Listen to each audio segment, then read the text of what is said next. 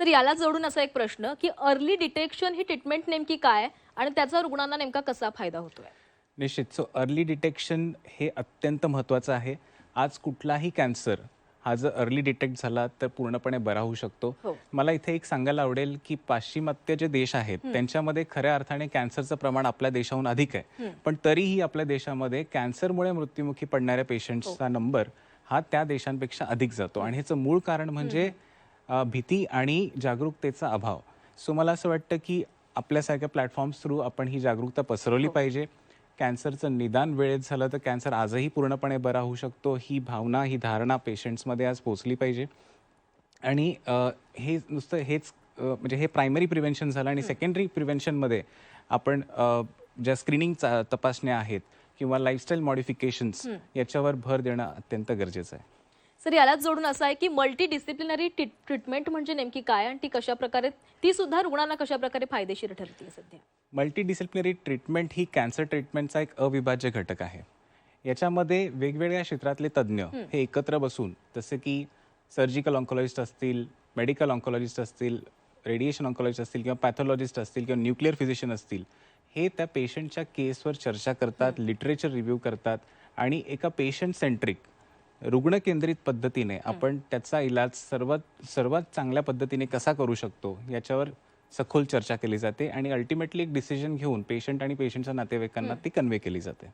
Doctor सर्वात महत्त्वाचा प्रश्न तो म्हणजे अनेकदा रुग्णांना कळत नाही की आपण कधी कॅन्सर स्पेशालिस्टकडे जायला पाहिजे. मग अशी नेमकी कोणती लक्षणं आहेत जी बाबा लक्षणं आपल्यामध्ये दिसली की आपण त्वरित कॅन्सर स्पेशालिस्टकडे जायला पाहिजे? हा खूप महत्त्वाचा प्रश्न आहे आणि मला असं वाटतं की आपल्या स्क्रीनवर जर आता दिसत असतील तर हे काही सिम्पटम्स आहेत हे आपण सर्वांनी लक्षात घेतले पाहिजेत. शरीरामध्ये कुठल्याही ठिकाणी एखादी गाठ निर्माण जर झाली जी बराच काळ ओसरत नाहीये किंवा तोंडामध्ये चट्टे उठलेत जे बरे होत नाहीयेत किंवा आपलं पोट साफ होण्याच्या सवयीमध्ये जर काही बदल होत असतील किंवा गिळायला त्रास होत असेल, सतत खोकला, छातीत दुखणे आणि दम लागत असेल किंवा नॅचरल ओरिफायसेस जे आहेत जसं की मलमूत्र, कान, नाक याच्यातनं जर सतत रक्तस्राव होत असेल किंवा चामखीळ असते आपल्या त्वचेवर त्याच्यामध्ये काही अचानकपणे होणारे बदल आणि शेवटी म्हणजे अनएक्सप्लेन्ड वेट लॉस म्हणजे अचानकपणे वजन कमी होणे, भूक तर लागते, जेवण तर जात आहे पण वजन मात्र कमी होत चाललंय, ही काही ठळक लक्षणं आहेत आणि ही जर 2 ते 3 आठवड्याहून जास्त राहिली तर त्वरित आपण नजीकच्या ऑन्कोलॉजिस्टचा सल्ला हा घ्यायला हवा. नक्कीच डॉक्टरांनी खूप महत्त्वाचा सल्ला दिलेला आहे. जर अशी काही लक्षणं तुमच्यामध्ये आढळत असतील तर त्वरित तुम्ही डॉक्टरांशी संपर्क साधला पाहिजे आणि योग्य ते मार्गदर्शन घेतलेलं पाहिजे.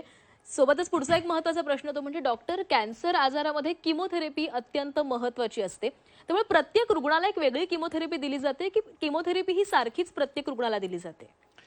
हा एक अत्यंत महत्त्वाचा प्रश्न आहे. आज आपण मागच्या 30-40 वर्षांपूर्वी जशी ट्रीटमेंट व्हायची की एकाच प्रकारचा कॅन्सर जर 2 रुग्णांमध्ये आढळला तर दोघांची ट्रीटमेंट सेम असायची. आज तसं नाही आहे.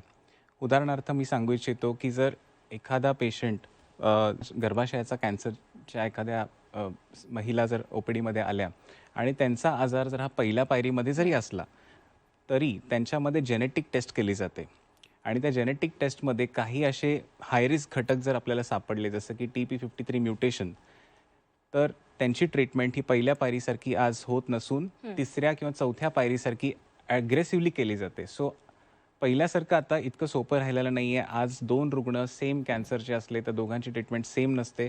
प्रत्येक रुग्ण वेगळा आहे तसंच त्याच्या कॅन्सरची जी जनुकीय पार्श्वभूमी आहे ती वेगळी आहे आणि आज आपण यालाच प्रिसिजन ऑन्कोलॉजी असं म्हणतो की प्रत्येक पेशंटचा कॅन्सर हा वेगळा आहे आणि त्याचा स्वभाव ओळखूनच आपण त्याची ट्रीटमेंट ही केली पाहिजे. डॉक्टर आपण अनेकदा डे केअर केमोथेरपी बद्दल ऐकत असतो. त्यामुळे ती डे केअर केमोथेरपी ही पारंपरिक हॉस्पिटलमधील केमोथेरपीपेक्षा कशी वेगळी आहे? नेमकं काय त्यामध्ये केलं जातं? डे केअर जसं नावातून आपल्याला कळतं की ही ट्रीटमेंट ही फक्त दिवसभरात दिली जाते. पेशंट सकाळी ॲडमिट होतात आणि संध्याकाळपर्यंत डिस्चार्ज होतात. पेशंटला ओव्हर द नाईट ॲडमिट राहण्याची गरज नसते. याचा फायदा हा पेशंटच्या मानसिकतेवर खूप जास्त प्रमाणात पॉझिटिव्हली होतो. पेशंट्स त्यांच्या नातेवाईकांसोबत वेळ घालवू शकतात आणि त्यांना कुठलं दडपण वाटत नाही की आपल्या आजारामुळे आज आपण कोणावर अवलंबून आहोत. सो ही डे केअर किमोथेरपी ही आज बऱ्याच डे केअर्समध्ये जे छोटे छोटे क्लिनिक्स आहेत तिथे पण आज अवेलेबल आहे आणि तसंच TGH ऑन्कोलाईफमध्ये एक डेडिकेटेड डे केअर युनिट पण आज आपल्याकडे अवेलेबल आहे.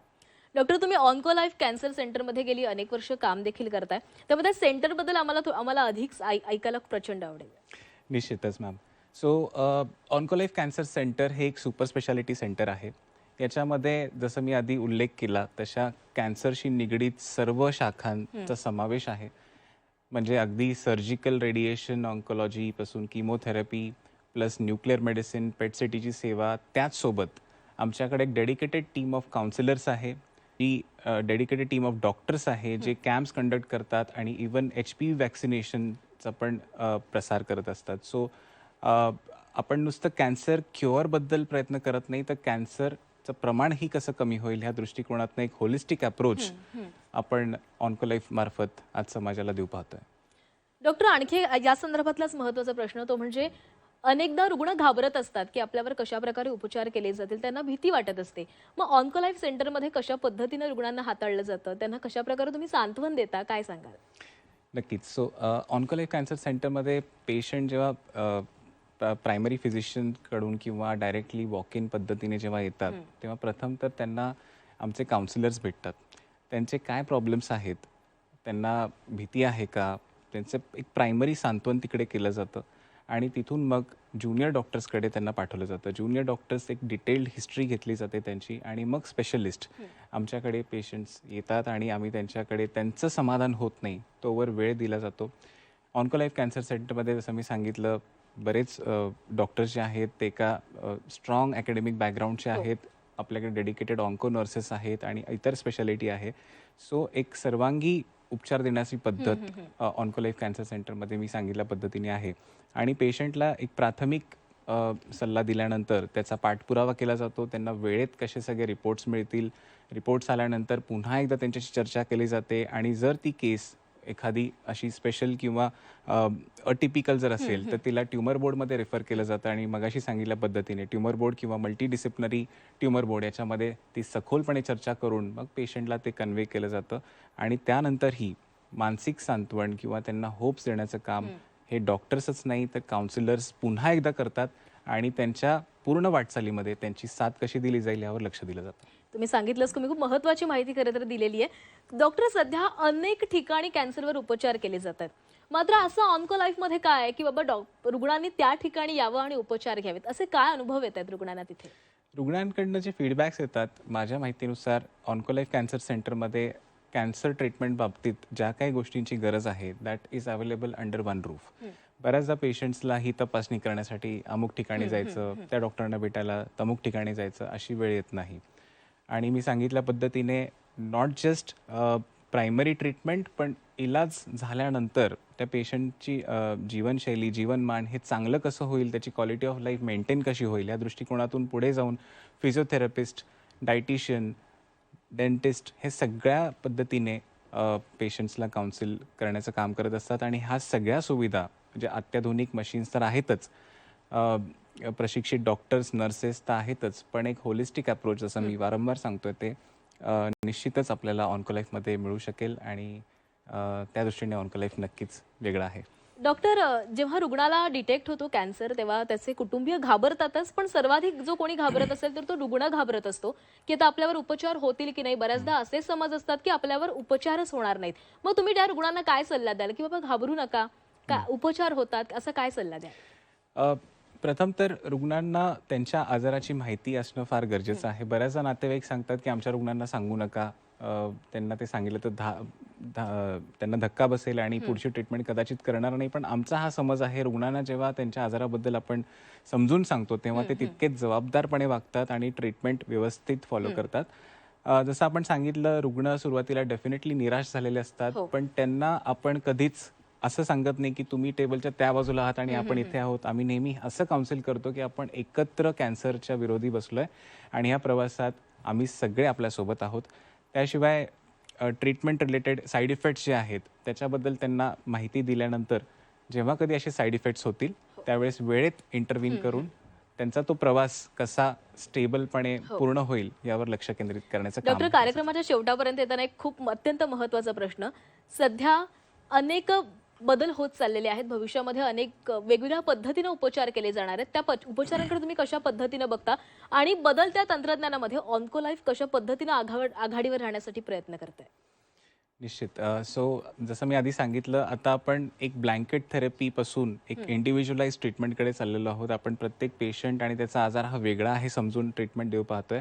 आणि हे करण्यासाठी एक डेडिकेटेड टीम ऑफ डॉक्टर्स असणं गरजेचं आहे, पूर्ण सेटअप असणं गरजेचं आहे आणि त्याशिवाय ॲडव्हान्स टेस्ट करण्याचं प्लॅटफॉर्म अवेलेबल असणं गरजेचं आहे. जसं की नेक्स्ट जनरेशन सिक्वेन्सिंग, मी तुम्हाला सांगितलं काही म्युटेशन्स असतात कॅन्सर कॉझिंग, त्यांचं निदान ह्या NGS टेस्टद्वारे होतं आणि याचा रिपोर्ट आल्यानंतर एक मॉलिक्युलर ट्युमर बोर्ड हा कंडक्ट केला जातो. आणि मला असं वाटतं की आपण हळूवारपणे ब्लँकेट थेरपी न देता हवी तितकीच थेरपी यावर आज फोकस करणार आहोत आणि यापुढे फोकस केला जाईल मला वाटतं. आणि पेशंटच्या क्वालिटी ऑफ लाईफला रुग्णकेंद्रित आणि evidence based medicine through manage केलं जाईल.